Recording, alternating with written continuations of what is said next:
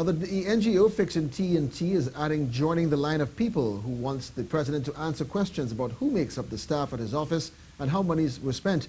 But the NGO says the president needs to answer these questions satisfactorily or resign. Here's Serene Gray with more.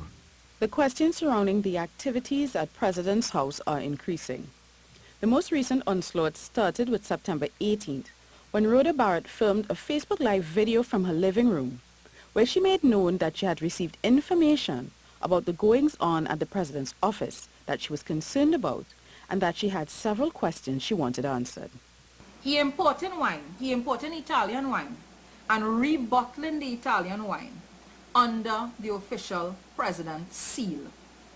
On the 20th September, Barrett followed up with another Facebook Live video where she repeated her questions about the wine, staffing, and expenditure overruns, but was able to substantiate her questions about the presidential wine with an image. She has kept up her line of questioning on her Facebook page and during her co-hosting stint on the Power 102 breakfast show. During his Republic Day address to the nation, President Carmona seemed to address Ms. Barrett's questions with his criticism of the media. There are some journalists, and I repeat some, who denigrate without evidential basis, engaged in armchair journalism, who hear something by the way, and it becomes reliable news. Speaking to CNews earlier, Barrett says she has never been a paid journalist. She says she's a co-host on the Power 102 breakfast show since April, and that she's worked in education both in the secondary school system and at the University of the West Indies. She is still at the latter institution where she's writing her PhD thesis on active citizenship and where she teaches academic research and writing. She says asking questions, which she has in her Facebook Live videos, is part of the research process. The NGO Fixin TT says they too have some serious questions for the president.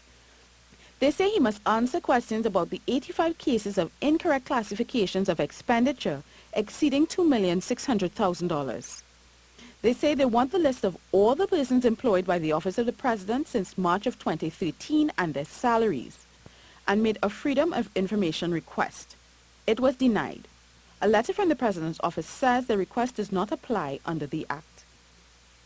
The group is calling on the President to answer their questions comprehensively and satisfactorily or resign.